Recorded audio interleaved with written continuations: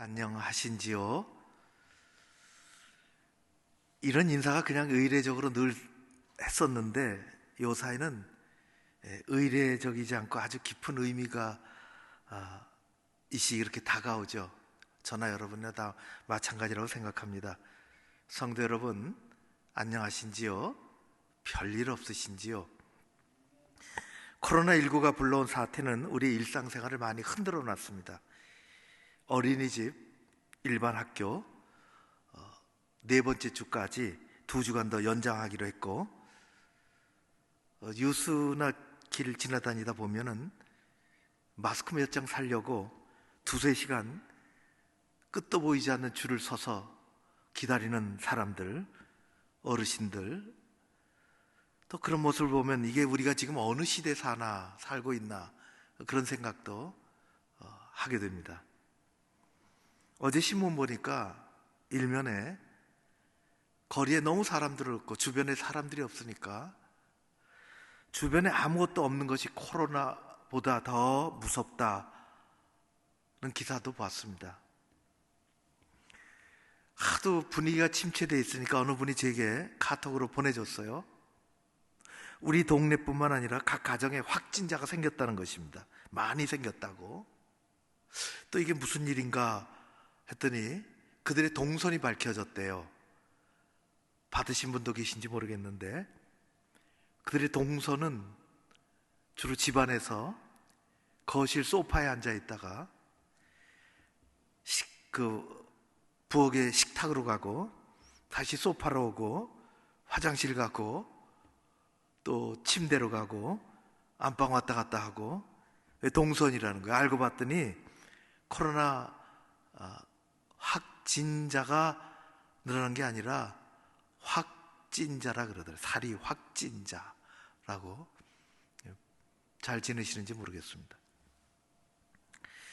제가 작년에 2월에 라오스를 갔습니다.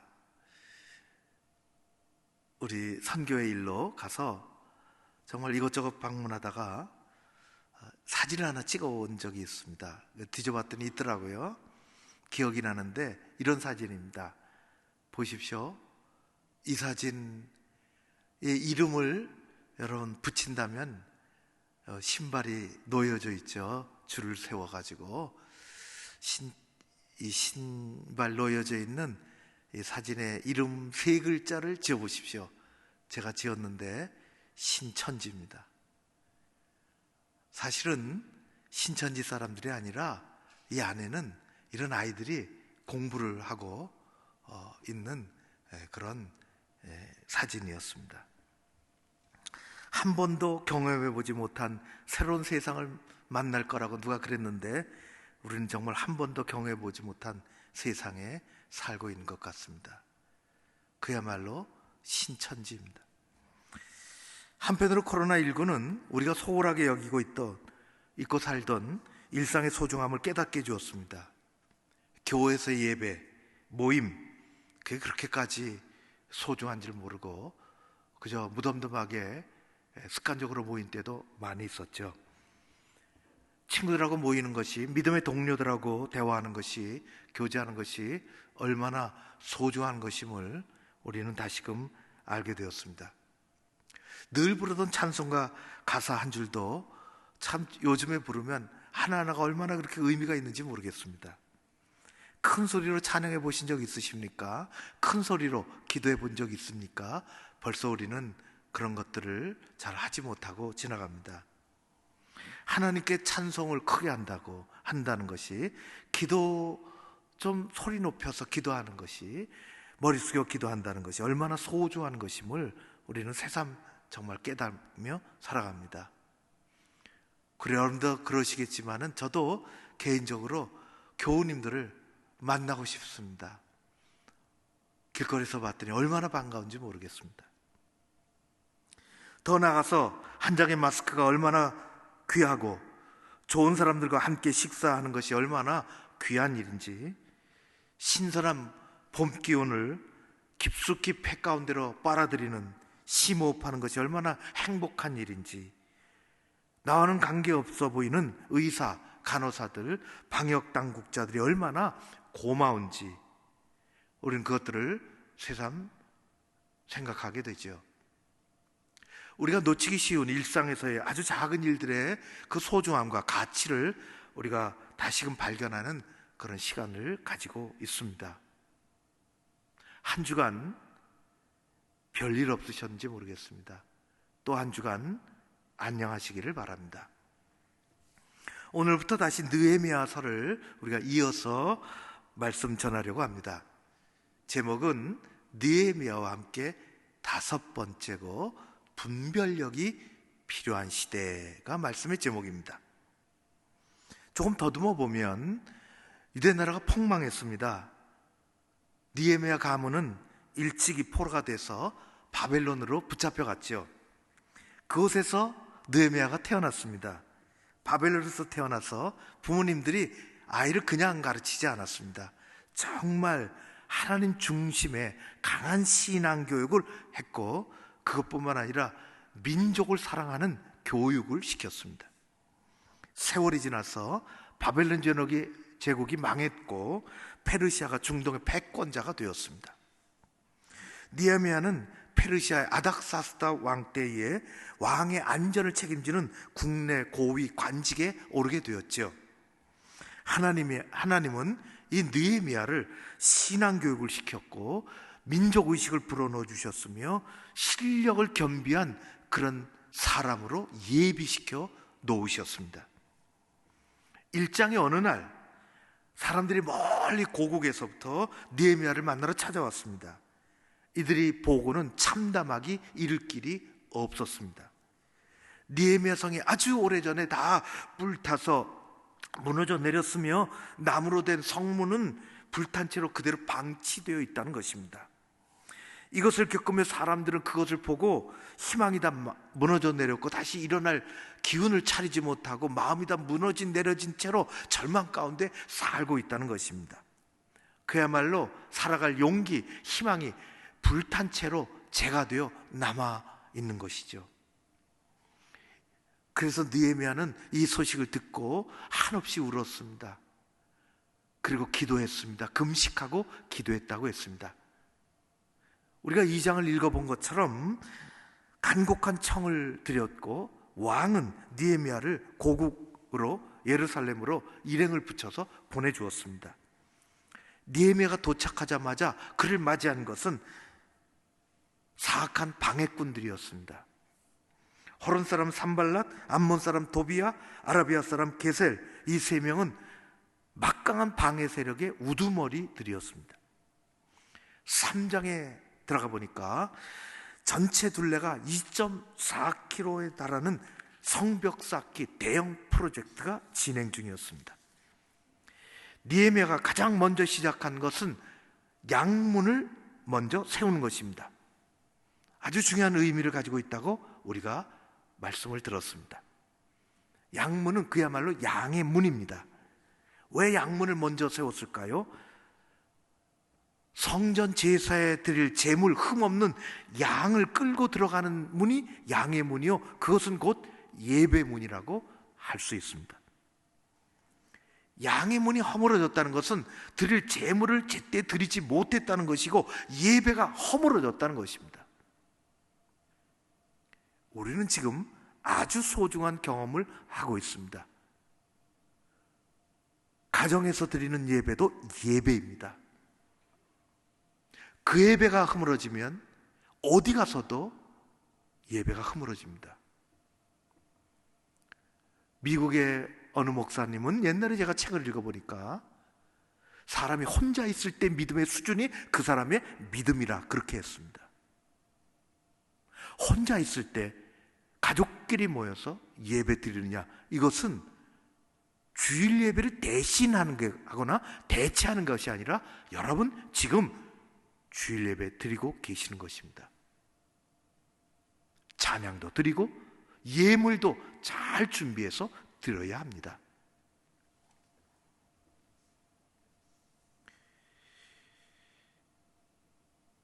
두 번째는 2.4km의 성벽을 다 쌓는데 오늘 읽어본 것처럼 52일 걸렸다는 것입니다. 온갖 방해가 있음에도 불구하고 느헤미야는 미적거리지 않았으며 고난과 위기 앞에서 머뭇거리지 않았습니다. 사람의 힘, 사람의 계획만으로는 불가능하지만 사람들은 얘기하죠. 이게 52일 만에 방해를 받으며 뭐가 다 준비되어 있는 상태가 아닌데 감히 그렇게 할 수 없다는 것입니다. 어떤 학자들은 넉넉하게 2년을 걸려야 할 수 있는 프로젝트라고 했습니다.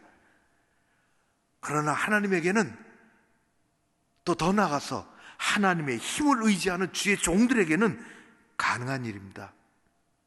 그때나 지금이나 그렇습니다.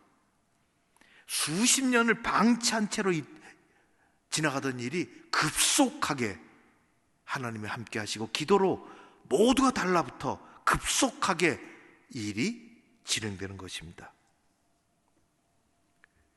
4장은 외부에 도사리고 있는 적들의 조롱, 야유, 공격을 이겨내는 느헤미야와 그 공동체를 우리가 살펴봤고, 5장에는 내부에 도사리고 있는 적, 가난, 이 가난으로 말미암아 불평등이 오는 것, 불공정이 오는 것, 내부 갈등, 이것을 극복하는 것을 보여주고 있습니다. 이 모두는 아주 탁월한 리더십을 발휘하는 한 사람의 지도력 때문이었고, 오늘날에 우리에게 필요한 것입니다. 비로소 우리는 오늘 6장에 이르렀습니다. 6장에는 이런 과정, 일련의 과정을 통하면서 느헤미야에게 온 어마어마한 음모를 보여주고 있습니다. 이걸 잘 설명해야 느헤미야가 받은 음모가 어떤 것인지를 소상하게 알 수가 있어요. 크게 저는 두 가지만, 이게 네 가지가 등장하는데요, 크게 두 가지만 하면은, 먼저는 오노 평지 음모 사건입니다. 오노라는 곳이 예루살렘 저 밑에 있었습니다. 호시탐탐 노리는 적들이 느헤미야에게 사람을 보냈습니다. 우리 오노 평지에서 만나자, 그렇게 된 것입니다. 오노 평지에서 만나 우리 서로 화해하는 회담을 하자. 꼭 그렇게 비유하기는 어렵겠지만은 판문점 회담하자, 그런 겁니다. 그런데 그것은 거짓말이었습니다. 느헤미야를 암살하려는 무서운 음모가 숨겨져 있어요. 거기 오면 덮치는 겁니다. 안 간다, 한 번만 와달라, 안 간다, 꼭 한 번만 만나자, 승객이야기를 4번이나 했다고 성경은 기록되어 있습니다. 그 중에 한 번 속아나 먹으면 끝나는 것입니다. 느헤미야는 평화를 가장한 음모에 결코 빠지지 않았습니다. 평지 이름이 오노예요. 오노, 그런 것 같습니다. 안 간다, 거짓, 화해다. 두 번째는 정말 재미있는 건데, 봉하지 않은 편지 사건입니다. 산발랏이 편지를 써서 부하의 손에 들려서 느헤미야에게 보냈죠. 그런데 오늘 성경은 봉하지 않은 편지라 그렇게 됐습니다. 편지라는 것이 우두머리가 우두머리에게 보내는 편지가 봉해져야 되죠. 성경은 아주 의미심장합니다. 봉하지 않았다, 그렇게 됐습니다. 편지의 내용은 이런 것입니다. 성벽을 쌓고 내가 왕이 되려 하는 거 아니냐? 사람들의 입을 동원해서, 지금 가짜 선지자도 나오고 사람들 동원하는 일이 나오는데, 내가 그렇게 하는 것은 왕이 되려고 하는 것 아니냐? 우리가 만나서 얘기 좀 하자, 그것입니다. 그런데 봉하지 않았습니다. 왜요? 소문이 나가라고 한 것입니다. 가짜 뉴스를 퍼뜨리려고 한 거죠. 그래서 편지를 봉하지 않은 것입니다. 이게 봉하지 않은 편지 사건입니다. 오늘날에도 이곳저곳 떠돌아다니는 봉하지 않는 편지가 많습니다. 이게 옛날에만 있었던 건 아니죠. 오늘날 우리 주변에 있습니다. 그야말로 가짜 뉴스들입니다. 유튜브를 타고 이곳저곳에 떠돌아다니는 가짜 뉴스들. 꼭 한 달쯤 전입니다. 한 달 됐을까요? 어느 교우가 기가 막히다고 어느 우리 교회 교역자에게 영상을 보내줬습니다. 그래서 저도 한번 보시라고, 그래서 봤죠. 아주 뺀질뺀질하게 생긴 젊은이가 1인 TV 하는 겁니다. 알아보니까 그 사람 누군가 알아보니까 땡땡땡 교회 전도사입니다. 뭐 신학교육이나 받았는지 모르겠어요. 약 8분짜리입니다. 현 시국에 대하여 선동하는 내용들입니다. 아주 차분하게 진행해요. 그러니까 누구나 들으면 아, 그렇구나, 그렇게 갑니다. 저는 이걸 얘기하려고 하는 것이 아니라 교회 중간에 2분 채 안 되는, 8분 중에 2분 채 안 되는 교회 이야기가 나옵니다. 자기에게 제보가 들어왔다는 거예요. 거기서부터 거짓말이라 생각이 돼요. 가만히 들어보니까 그 교회 이야기가 우리 교회 이야기였습니다. 전부 거짓말입니다. 구로구에 대형 교회가 있다. 원로 목사님은 탈북한 애국자이시다. 우리 원로 목사님은 탈북하시지 않았습니다. 인민군도 내려와서 전향을 하셨지. 구로구에 있는 그 교회 피땀 흘려 원로 목사님이 교회를 일으켰는데 그분은 3년 전에 돌아가셨다. 후임이 광주 출신 좌파 성향의 목회자가 왔다. 그래서 교회가 급격하게 변했다. 성도들에게 설교하기를 세상 소리 듣지 말고 교회 안에서 성경 공부만 하고 기도만 하라고 가르친다.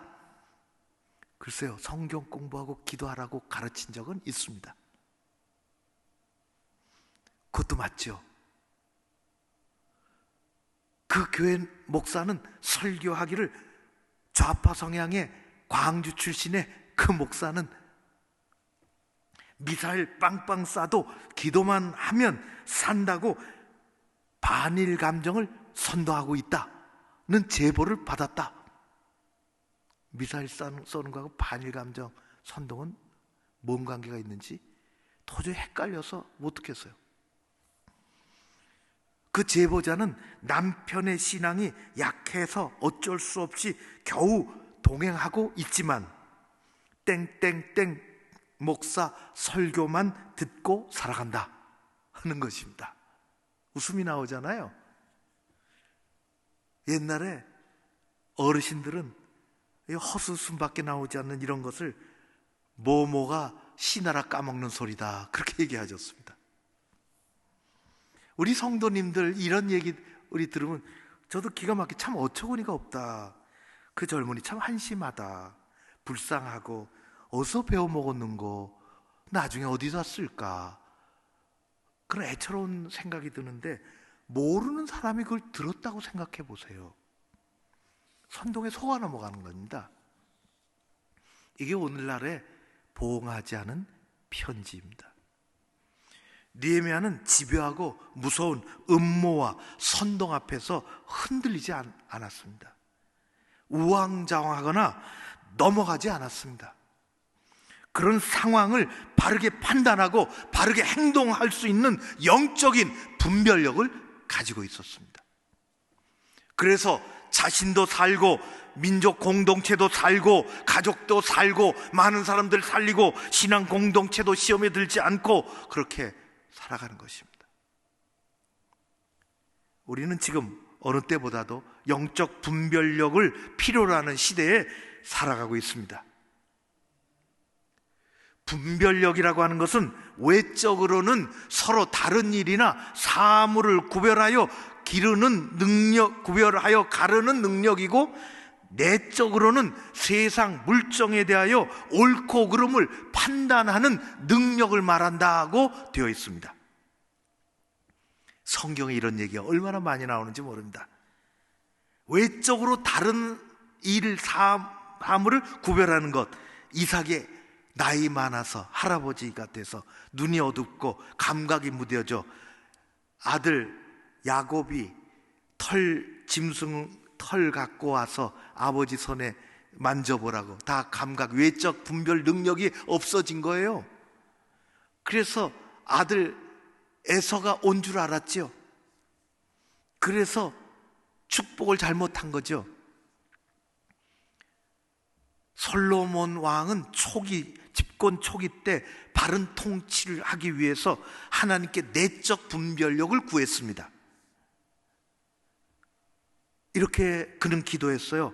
하나님, 이 많은 백성을 내가 어떻게 다 재판할 수 있겠습니까? 듣는 마음을 종에게 주십시오.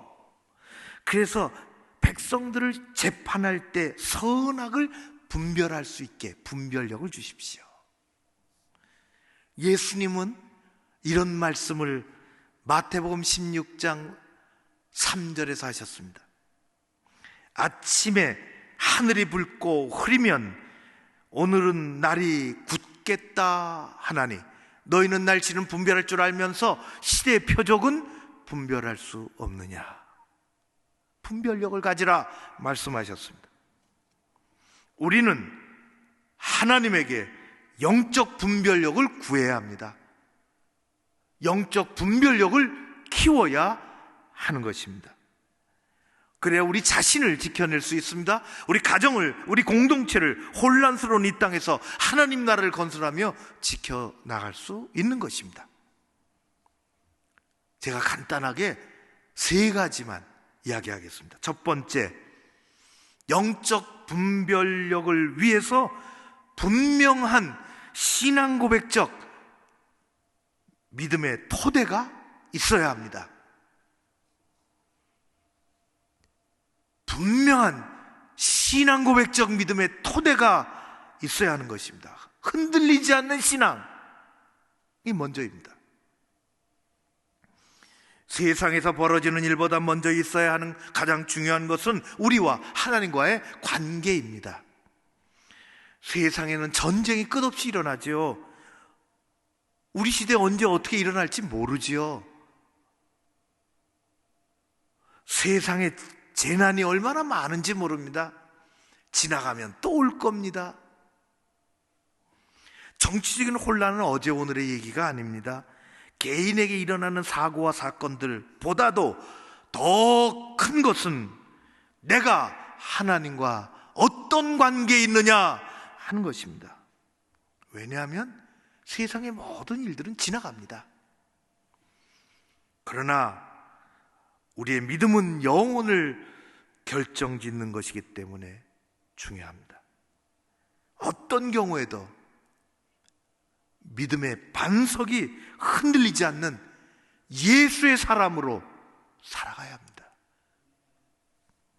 두 번째, 영적 분별력을 위해서 우리는 바른 생각과 신앙적인 생각을 하는 훈련을 해야 합니다. 훈련 없이 안 돼요. 그래서 옛날에는 사람들이 훈련을 했어요. 예수님이라면 이럴 때 어떻게 하실까 하는 훈련입니다. 아주 중요한 훈련이에요. 아주 중요한 훈련입니다. 우리 신앙생활이 형식으로 돌아가지 않기 위해서 예수님이라면 이럴 때는 어떻게 하실까?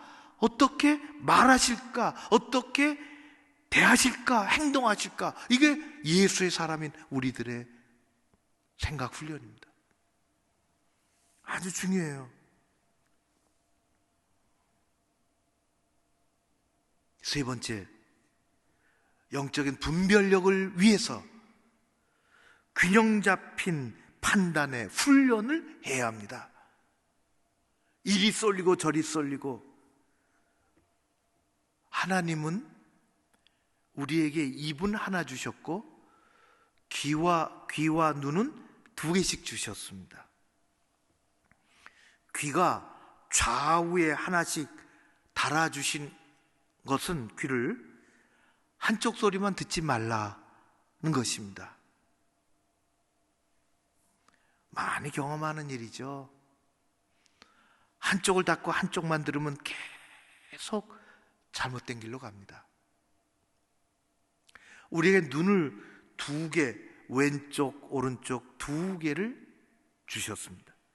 한쪽만 보지 말라, 양쪽을 봐라 는 것입니다.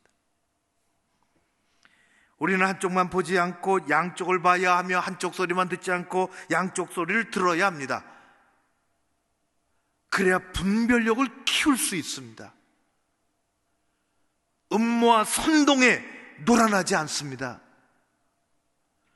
세상은 거짓이 난무하고 우리 신앙을 흔들려고 하는 것들이 많이 있습니다.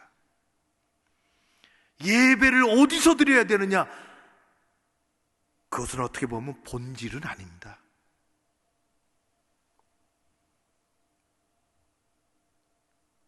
영과 진리로 예배 드리느냐? 그게 본질입니다. 영적 분별력을 소유해야 하는 것입니다. 이 세상에 얼마나 헛된 이야기들이 많은지 모릅니다. 그리고 우리는 편치 않은 세상에 살아갑니다. 그리스도인은 영적인 분별력을 가지고 살아야 하는 것입니다. 여호수아서 1장에 보면 좌로나 우로나 치우치지 말라고 말씀하시는데요, 여호수아서 끝에 가면 똑같이 말씀하십니다. 놀랍지요. 하나님이 이렇게 말씀하십니다. 여호수아서 23장 6절의 말씀, 그러므로 너희는 크게 힘써 모세의 율법책에 기록된 것을 다 지켜 행하라. 성경 가지고 살라. 그런 말씀이죠. 그리고 성경을 떠나, 하나님을 떠나, 믿음을 떠나 좌로나 우로나 치우치지 말라.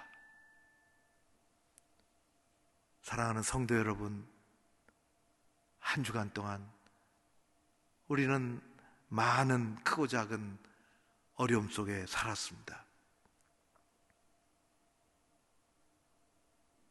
마스크 사려고 가는데 몇 군데를 돌아다니고, 물론 다는 아니겠으나 이게 지금 2020년을 사는 대한민국의 오늘인가, 그런 생각을 하게 됩니다. 마스크 한 장 건네주면 고마워서. 성도 여러분, 우리는 우리 자신을 잘 지키고, 우리 가정을 잘 지키고, 우리 공동체를, 대한민국을 잘 지키고, 우리는 이것보다도 더 어려울 때도 이 나라를 지켜냈습니다. 하나님은 함께 하십니다. 그래서 지역사회, 우리가 지나가시는 분들 교회 들어올 수는 없지만 프랭카드라도 보시라고 우리 힘내자고 또 써붙였습니다. 우리 시대에 필요한 것은 영적인 분별력이요, 나를 주 안에서 세워가는 일입니다. 이 한 주간에도 안녕하시고 건강하시고 별일 없이 믿음 안에서 일상의 삶을, 소중한 것을 소중하게 깨닫고 살아가는 여러분들 되시기를 간절히 바랍니다.